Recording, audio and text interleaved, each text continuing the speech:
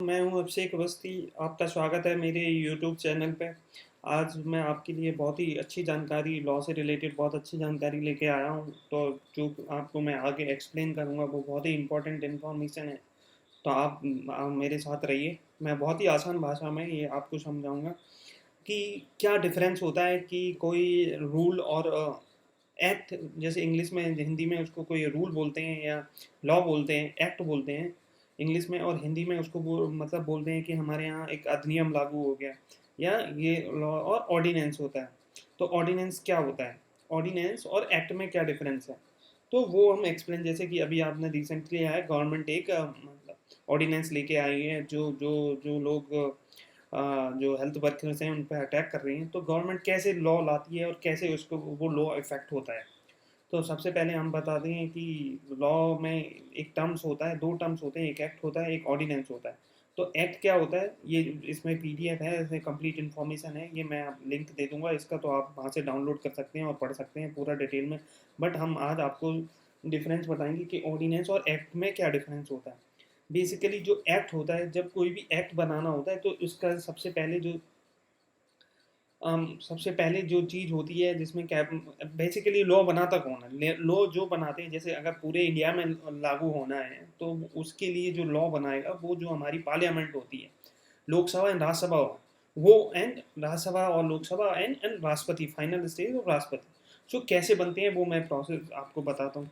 जैसे suppose government को कोई नया लॉ लाना है, कोई कोई भी नया लॉ लाना है, सपोज जैसे कि अभी गवर्नमेंट को एक नया लॉ लाना है कि उसको जनरल में से कुछ रिजर्वेशन देना है, जनरल को 4% सीट्स रिजर्व करनी है। तो ये लॉ ऐसे तो नहीं होगा, ये तो पूरे हिंदुस्तान में लागू होना चाहिए, क्योंकि अगर किसी को कुछ दे रहे हो, रिजर्वेशन दे रहे हो, या कोई भी, या कोई रूल ला के लाता है कि सपोज कि गवर्नमेंट को ये रूल लाना है कि सारे सारे सपोज ये कंसीडर करो कि गवर्नमेंट को एक रूल लाना है कि जितने भी इंडिया के सिटीजन हैं सबका जो ट्रीटमेंट होगा वो गवर्नमेंट के एक्सपेंसिव पे होगा, गवर्नमेंट उसको बियर करेगी। तो ये लोग कैसे लोग बनाएगा, कैसे इफेक्ट होगा, तो क्या सबसे पहले उसका प्रोसेस क्या होगा कि जो लोग सरकार में हैं, जो कैबिनेट मिनिस्टर्स हैं, उनकी एक मीटिंग्स होगी। उनकी एक मीटिंग्स में एक प्रस्ताव रखा जाएगा कि ये हैं, फिर उसकी एक सिलेक्टेड कमेटी होती है, वो उसको देखती है, और जो प्रपोजल्स होंगी कि इसके लिए क्या हैं, रूल्स क्या क्या हैं, इसके सब क्लॉज क्या क्या होंगे, तो वो एक उसको हम हिंदी में प्रपोजल, उसको हिंदी में एक मसौदा कहते हैं। तो मसौदा जब वो तैयार हो जाता है, सब कुछ है, तो अब रेडी है, तो अब हम उसको लाते हैं लोकसभा में। लोकसभा में उसको हम बिल बोलते हैं इंग्लिश इंग्लिश में, और हिंदी में हम उसको विधेयक बोलते हैं। तो अब उस पर जो पॉइंट्स होता है, गवर्नमेंट रखती है कि हम देखो ये लॉ लाने वाले हैं कि सबको, मतलब जो भी अगर होगा तो ट्रीटमेंट गवर्नमेंट की तरफ से होगा, गवर्नमेंट एक्सपेंसिव करिए, ये सबका अधिकार बनेगा। तो ठीक है, उसमें से सबको कॉपी दी जाती है, जो भी उसमें मतलब लोकसभा के मेंबर हैं सबको कॉपी दी जाती है, पढ़ते हैं, और उनको अपना टाइम देना होता है लोकसभा। और अब अगर उनको लगता है इसमें कोई क्लॉज गलत है या कोई जो रूल डाला हुआ है जो गलत है जो लोगों को, तो वो अपने अपने, इसको हम कहते हैं कि लोकसभा में बहस हो रही है किसी बिल पे या किसी विधेयक पे। जब वो बिल लोकसभा से, फिर क्या होता है, जब सारी बहस हो जाती है, ये बहस 1 महीने भी चल सकती है, 2 महीने भी चल सकती है, जैसे जब तक लोगों के कंसर्न रिजॉल्व नहीं होते। अगर लोगों के कंसर्न है, ये जो वहाँ पर लोकसभा अध्यक्ष होता है वो डिसाइड कराएगा कि अब कोई, तो वो वोटिंग करा सकता है इस पर, तो वोटिंग करेगा। तो इसमें क्या होता है कि आधे से दो, किसी भी नए लॉ को पारित करने के लिए वहाँ पे बिल जो आधे से ज़्यादा नंबर उसके जो मतलब मेंबर ऑफ पार्लियामेंट है वो सपोर्ट में होने चाहिए।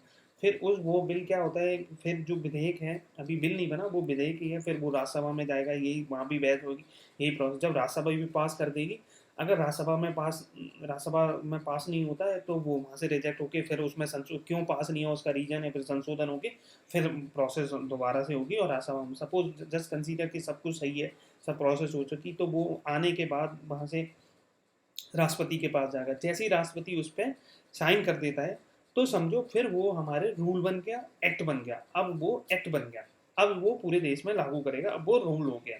ठीक है, अगर अब दूसरा क्वेश्चन आता है, अगर इसी रूल को हटाना है, इसमें कोई प्रॉब्लम है, तो यही फिर उसके क्यों हटाना है, वो फिर से जो मसौदा तैयार होगा, फिर से विधेयक आएगा, फिर से लोकसभा जाएगा, फिर राज्यसभा में जाएगा, फिर राष्ट्रपति, अगर हटाना भी है।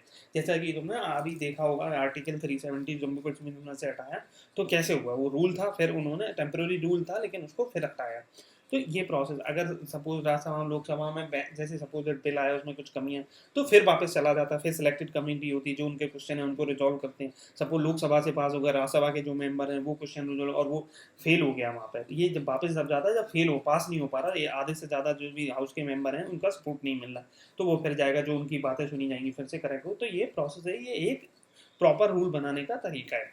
दूसरा होता है कि ऑर्डिनेंस क्या होता है। तो ऑर्डिनेंस क्या होता है कि ऑर्डिनेंस अब गवर्नमेंट, जैसे कि अभी करंट सिचुएशन चल रही है, पार्लियामेंट फंक्शनिंग नहीं है, पार्लियामेंट नहीं चल रही है, कुछ भी नहीं चल रहा है, लेकिन अभी यहाँ पे जो वर्कर्स हैं, हेल्थ वर्कर, वो काम है इमरजेंसी की सिचुएशन से, तो यहाँ पे हेल्थ वर्कर उन पर अटैक हो रहा है, कोई उसके लिए स्ट्रॉन्ग लॉ नहीं है। लास्ट जो लॉ हुआ था वो कुछ 1897 में आया था। तो अब गवर्नमेंट क्या, अब पार्लियामेंट नहीं चल रही, कैसे लॉ बना, कैसे लोगों को, पुलिस को पावर दें या जो भी उसके, कैसे इनको बचाया जाए, पावर जैसे लोगों में फियर है। तो अब गवर्नमेंट क्या करेगी कि जो मेंबर्स हैं, जो मिनिस्टर काउंसिल के जो मिनिस्टर हैं, वो अपना डिस्कशन करेंगे, एक मसौदा तैयार करेंगे, ला के मसौदा तैयार करेंगे, और वो मसौदा सेलेक्टेड कमेटी में अप्रूव हो जाएगा और वो फिर डायरेक्टली राष्ट्रपति के पास चला जाएगा।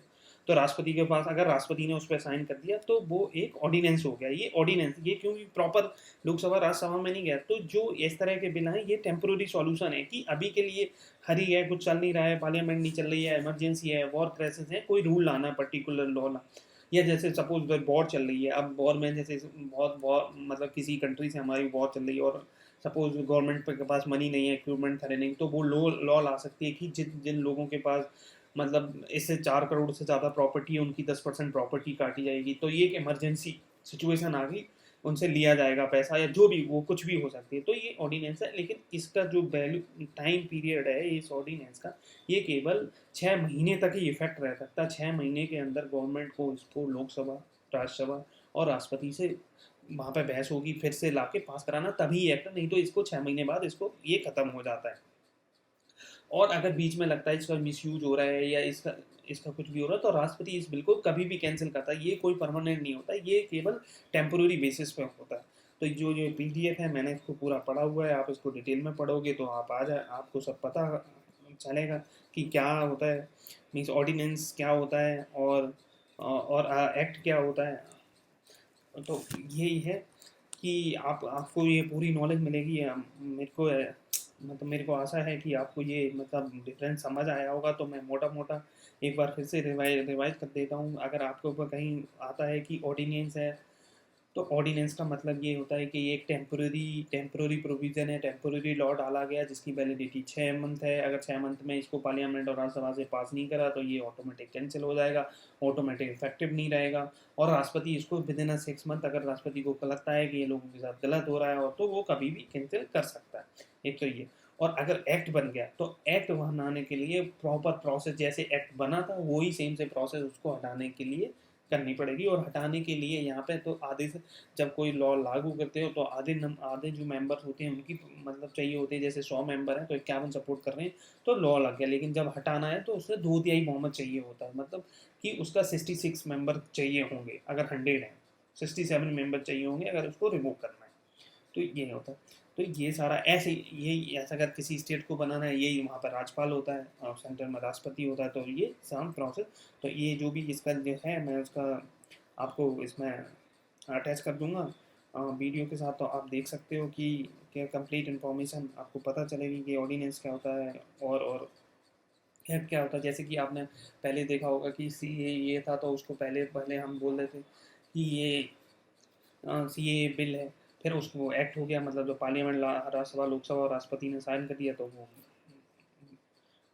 मतलब बिल बन गया, वो प्रॉपर लॉ हो गया। अब वो हटाने के लिए कोई 2/3 बहुमत चाहिए होगा या कोई भी चीज़ हो, तो ये होता है। तो बेसिकली जो देश है, हमारा कंट्री है, हम कॉन्स्टिट्यूशंस के अंदर काम करते हैं। हमारे यहाँ लैंड ऑफ रूल अप्लाई होता है। कॉन्स्टिट्यूशंस, हमारे कॉन्स्टिट्यूशन ऑफ इंडिया में जो है वो किसी में भेदभाव नहीं करता।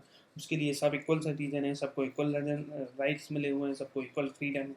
यहाँ पर कोई डिफरेंसेस नहीं है। तो ये कॉन्स्टिट्यूशन से किसी भी देश में जो देश कैसे चलता है वो लैंड ऑफ रूल, जो वहाँ का लैंड ऑफ रूल्स है। तो यहाँ पे हमारे यहाँ लैंड ऑफ रूल हमारा कॉन्स्टिट्यूशन है, इसी पे हमारी जुडिशरी बेस्ड है।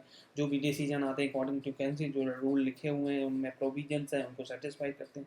ऐसी हमारी पुलिस चलती है, ऐसे हमारे कोर्ट्स चलते हैं, सब ये चलते हैं। कोर्ट को ये अधिकार नहीं है कि वो रूल कोर्ट को केवल जो रूल बने हुए हैं उसमें क्या क्या क्लॉज हैं, क्या उनको फुलफिल हो रही है रिक्वायरमेंट, उसके बेसिस पे डिसीजन देगा। कोर्ट ये डिसाइड नहीं कर सकता कि रूल क्या होगा, रूल प्री डिफाइंड हैं, उसको पॉइंट बस वैलिडेट करने हैं कि इस जो है कि अगर इसके अगेंस्ट गया है तो उसको सज़ा देनी है, अगर वो उसको फुलफिल कर रहा है टर्म, जो रूल की टर्म कंडीशन है उसको फुलफिल कर रहा है तो उसको बरी करना है। ये जो कार्यपालिका होती है, जो चुने हुए मेंबर होते हैं लोकसभा के या राज्यसभा के, वो स्टेट में या वहाँ पे अपने रूल बना सकते हैं। तो आज के लिए बस इतना ही। आशा करता हूँ मेरा वीडियो आपको पसंद आया होगा, आपको थोड़ी सी नॉलेज मिली होगी।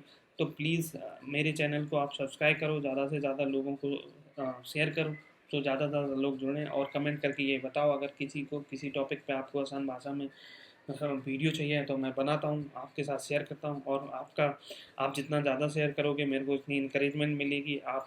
तो मैं ये चाहता हूँ कि आप मेरे चैनल को ज़्यादा से ज़्यादा शेयर करो, ज़्यादा से ज़्यादा लोगों तक पहुँचे, और ज़्यादा से ज़्यादा लोगों तक पहुँचेंगे तो बहुत सारे लोग, और जो बहुत सारे लोग हैं वो क्वेश्चन करेंगे अगर आप कमेंट करती हैं, और उनके उनके कुछ क्वेश्चन हैं तो आपको हो सकता है कुछ आपका भी क्वेश्चन हो, अभी आपको पता ना हो, एकदम से दिमाग में नहीं आता कि हमें क्या क्वेश्चन करना है, क्या पूछना है। जैसे मैं भी वीडियो बनाता हूँ तो एकदम से नहीं आता, लेकिन जो करंट सिचुएशन चल रही होती हैं जिन पे, तो दिमाग आता है कि हाँ ये लोगों को बताना चाहिए। ऐसे ही है कि आप ज़्यादा से ज़्यादा लोगों के बीच ये शेयर करोगे, सब्सक्राइब करो, तो ज़्यादा से ज़्यादा लोग इस पर इंटरेक्ट करेंगे, कमेंट करेंगे। हो सकता है कि जो तुम पूछना चाह रहे हो वो कोई और क्वेश्चन पूछ जाए तुम्हारे एकदम से, फिर धीरे धीरे आपकी नॉलेज बढ़ेगी, यहाँ से कीवर्ड मिलेंगे, क्या सर्च करना है। अगर आपने आज ये सीखा तो कल हो सकता है कोई और चीज़ आपको समझ आए, आपको उसके बारे में सीखना है। तो आज के लिए इतना ही। चलो धन्यवाद। आप मेरे चैनल को सब्सक्राइब करो, शेयर करो। धन्यवाद।